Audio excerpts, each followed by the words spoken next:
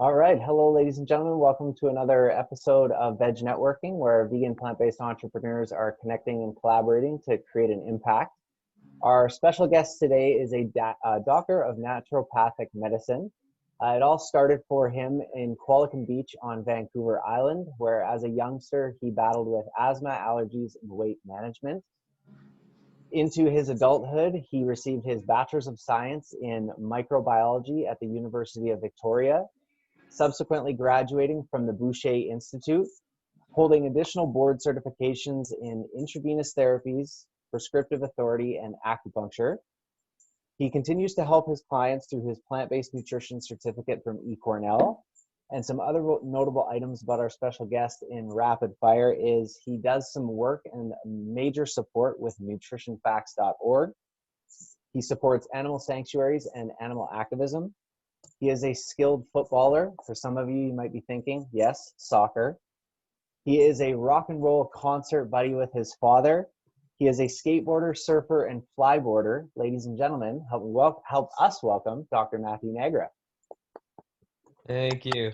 It's actually funny that you mentioned the skateboarding. That's been a very, very, very long time for that stuff. But yeah, it brings back the memories for sure. Yeah, so speaking of skateboarding being a long time ago, we understand that skateboarding accident was a knee injury for you, and so you. Ankle, actually. Oh, okay. So an ankle injury, which kind of dovetails into our story. Maybe that's in there.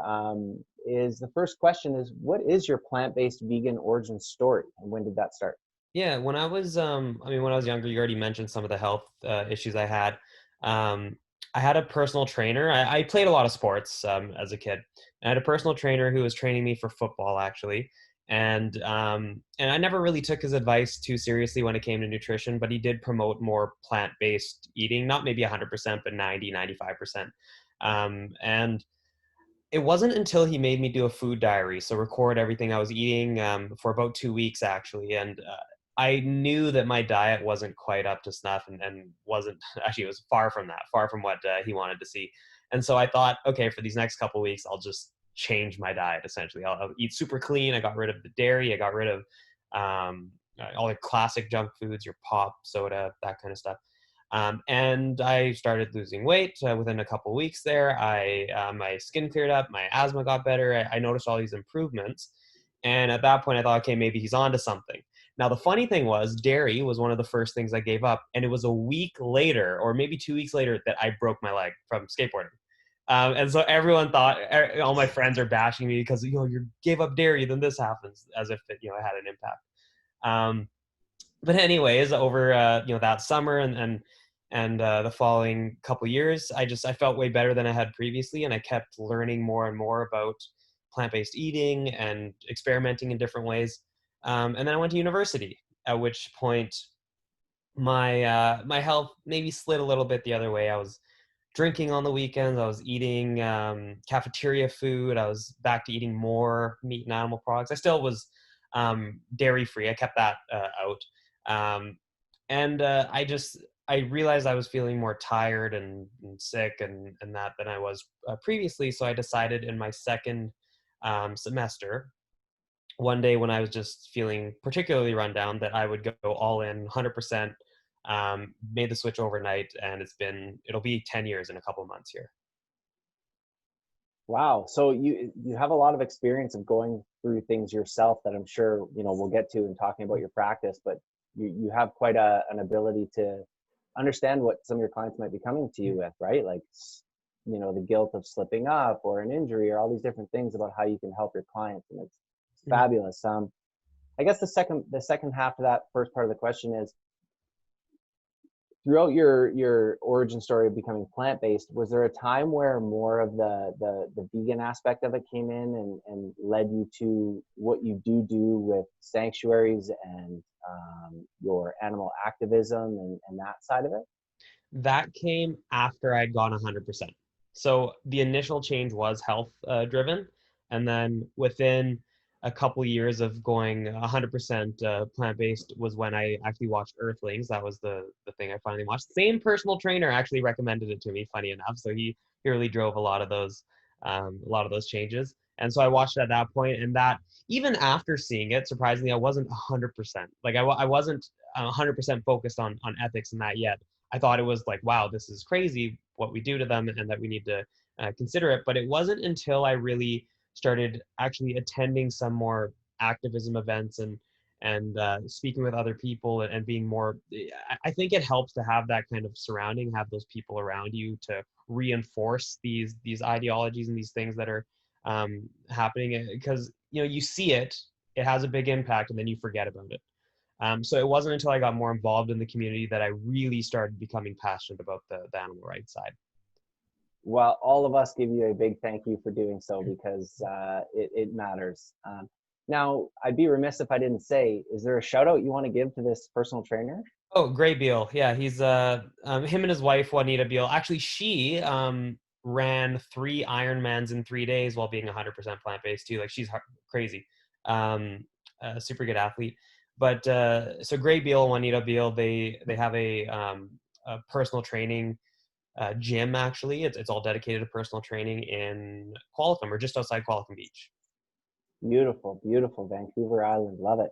Okay, so the second question is, what's your entrepreneurial origin story? And all of us know, right? Like, we can, like you, I think you're the only doctor on the call, and that requires a lot of education, and we can get stuck in that education and then not do anything with it. So what was the spark for you to start building yourself out as an entrepreneur? See, as someone who's in healthcare, my focus was always on health. Like, it was always on patient health and that, and I didn't have that huge focus on the business side. But I grew up with business owners. My parents owned multiple furniture and mattress stores, so I've been exposed to it a lot. It was something that came more, I guess, natural to me, or something that I just had experience with. I still don't focus on it. I'm not thinking, when I'm deciding if I'm going to implement a certain treatment and start promoting it or whatever, I'm not thinking about, oh, is this going to make me money? I'm thinking, is it going to help my patients? But then on the more global scale, to think about, how do I bring patients in? I guess that's where more the entrepreneurship comes from. And I I started with just social media, really. I started with social media once I was just out of school. I wasn't even practicing yet. I started on it pretty quick. I started making posts about things that I thought were interesting, that I thought um, were um, uh, informational, thing that people can learn from, but then would also promote myself, right? To put my name out there. And funny enough, I didn't think it would take off the way that it did, but I found something that I enjoyed doing, that I was good at, and people seemed to really like it. I had some really big names start to share some of my posts, and then people start reaching out and asking, are you accepting patients? How can I see you? I get questions from like Russia and stuff sometimes. Like, people want me to do telemedicine across the world, which is funny. Um, but it was it was something that just kind of happened. I don't really know. Like, I'm almost the wrong person to really ask that question for. I did something that I thought was really going to help people, and that people would be interested in, and I just happened to, I guess, benefit from it. It wasn't like I set out to think, okay, how do I make my name, widespread and as popular as possible, if you want to say that.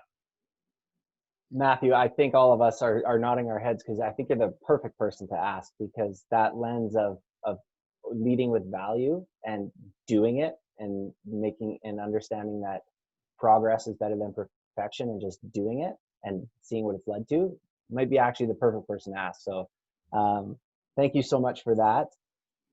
Is there, it's probably safe to say that your physical brick and mortar clinic is not in operation right now, and then therefore your Oh, it is. practice. Oh, it is. Yep. Yeah. Okay, excellent. We did shut down for a couple months, at which point I had to move online and started doing online telemedicine. But we are taking patients in person now. However, we have a whole bunch of protocols in place. We screen them ahead of time. They get their temperature taken. They have to wear masks. There's all sorts of extra protocols that we have in place. Yeah, excellent. Okay. Now, you've already hit on it, which is the virtual space in your industry. And I think I've heard you mention climate change as a trend before as well. But maybe specific to your industry and the whole plant-based entrepreneur scene, what are some trends that you're noticing, if any? I notice all of the opposite trends of what plant-based nutrition would be focused on. I see all the whenever something new, flashy comes out, when even things like the carnivore diet come out, people get interested in it all of a sudden. I see that in the health space so much. So if anything, I'm combating a lot of these trends that come out, and I try my best to clear up the confusion around them. There's also obviously trends that always happen with new innovative therapies, and some of them can be great, but a lot of the time it's based on preliminary data, right? You have some small scale trials that show some benefit for people, and that's great, but we don't want to be injecting people with something without having more large scale research, not just a small trial on say 20 people or something. So I see these trends happen whenever something in the health field, supplements, diet, whatever comes up. Um, Whenever something's new and exciting, people jump on it. But I actually tend to stay away from those, and if anything, try to warn people about getting ahead of themselves. Staying tried and true. Yeah. Outstanding.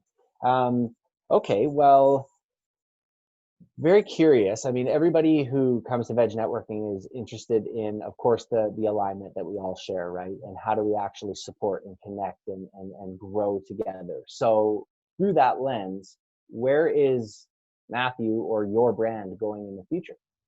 Yeah, again, I guess with COVID and everything, we've moved online. I see that happening. I do think there's potential for me to expand into other provinces and stuff, and do telemedicine that way. But I think where I'd like to see my overall brand, if you want to call it that, go is I do want to, while I still want to practice, I definitely want to be seeing patients, doing that at least a few days a week. I would love to move into some way of educating people. Like right now, I do it anyway, but I still need to be practicing, right? I don't make money off of the stuff that I'm educating people about. I'd like to do some kind of like either online courses or something like that, where I can inform more people with hopefully good information, and but still practice as well as a part of what I do.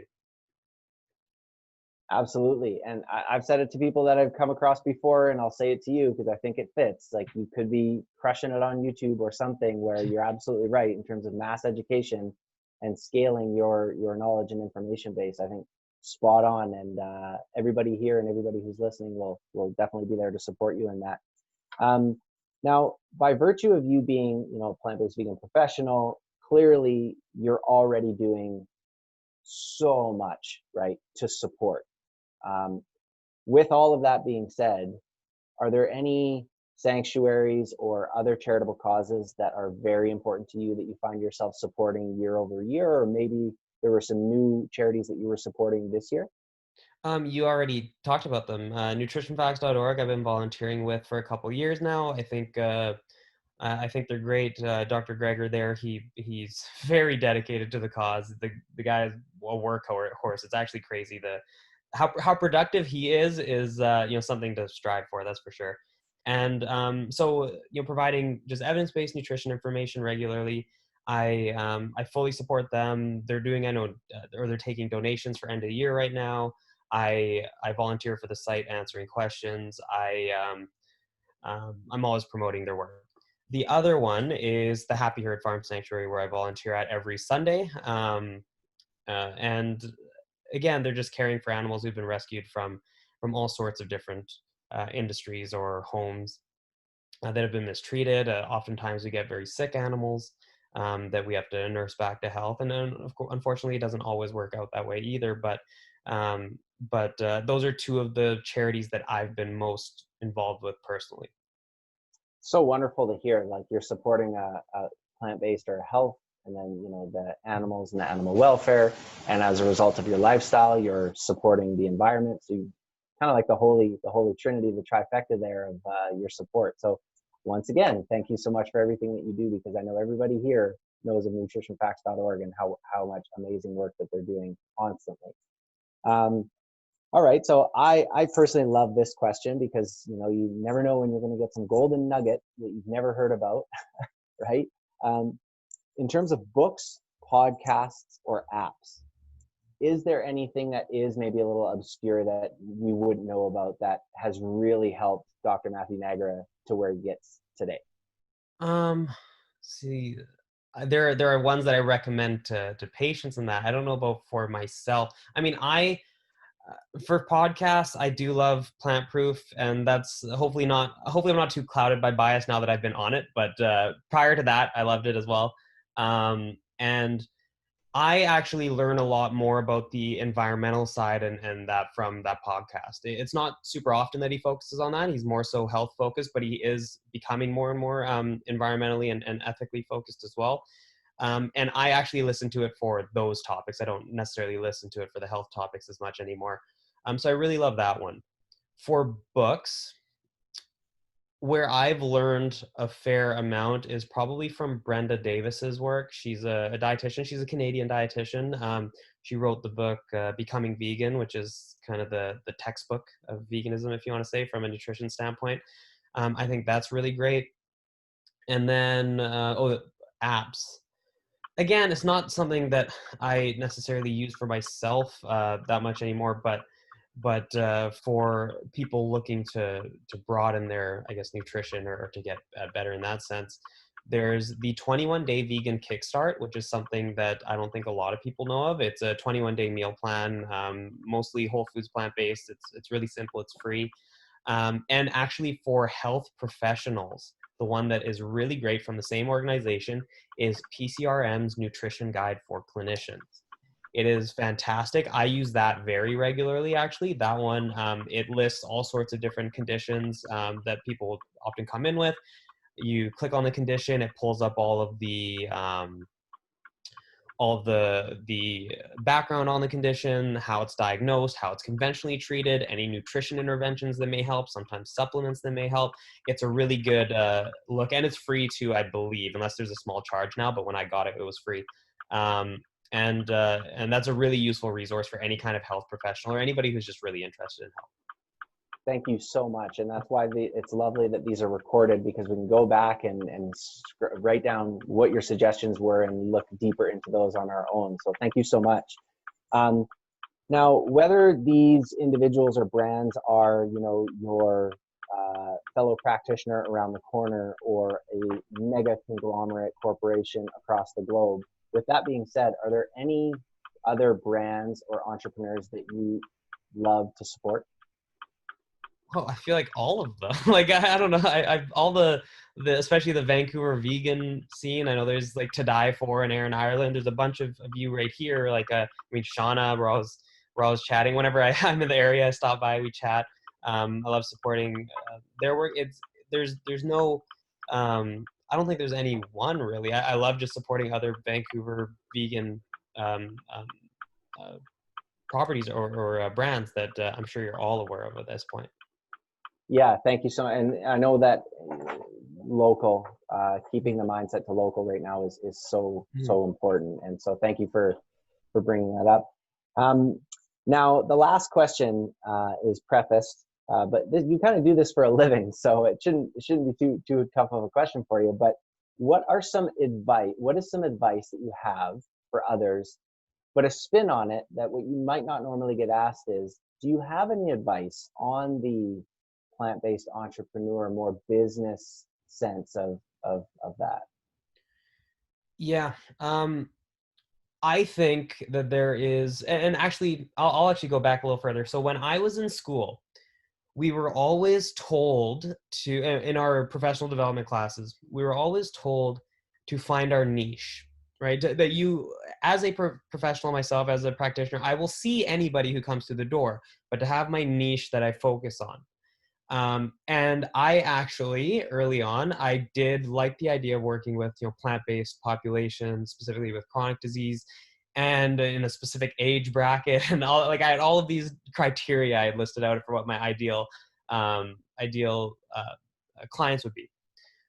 But I had a huge focus too on physical medicine. I love working with athletes, injuries. I've been injured myself. I love doing that work. And so I actually tried to combine the two, and I wanted to focus on plant-based athletes largely. Now, as my name started getting out there and people started knowing what I do, I just got flooded with the whole Vancouver plant-based or BC plant-based population, and they and I get so many clients through all of that, and that's become my practice largely. I still work with athletes. I still absolutely love working with athletes, and vegan athletes even better.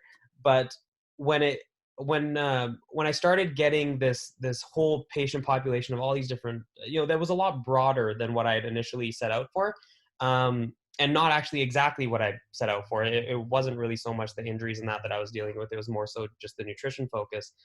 That became my practice, and I still love doing it. So if I had to give some kind of advice, I would say it's good to know what kind of niche you're targeting. And believe me, there is space for like a plant-based niche. Like, so many people want it nowadays, and more are going to go there. But it's to be open to maybe you aim for one thing and you end up with another thing. Like, just to be open to that kind of change, and to various populations. You don't need to shoot for the super super specific little range of people. Fabulous advice. What we heard, I think, from that was, yes, of course, have a focus, Mhm. but be open to change. And I'm sure we've all seen that graphic before where we think success is going from one line to here, but it's all these scribbles Yeah. in between, and might get the result we wanted, but doesn't look or feel the way that we thought it would. But there's absolutely nothing wrong with that. Mhm. So again, some wonderful advice and wise words. At the end of our conversations, we always leave it open to our special guests. If there's anything that we weren't able to address, whether it's social issues, anything, we leave the floor with you to let us know. That's really open-ended. um I don't know if I have too much else to add to that. I mean, I love what everyone's doing here, and I think, yeah, it's just to find what you're passionate about and just go for it. I don't see any other piece of advice I could really give outside of that. Well, listen, it's been a real pleasure to speak with you. We're all so happy that we had some of your time. And if we're so fortunate to maybe have a few minutes after we're done our conversation here, and anybody who's on with us today has a few questions for you, if we can get to those, that would be wonderful. But for those who are here and those who will be listening afterwards, you can reach Matthew on the web at www.drmatthewnagra.com and on Instagram at dr.matthewnagra. Thank you for being here. Thank you for having me.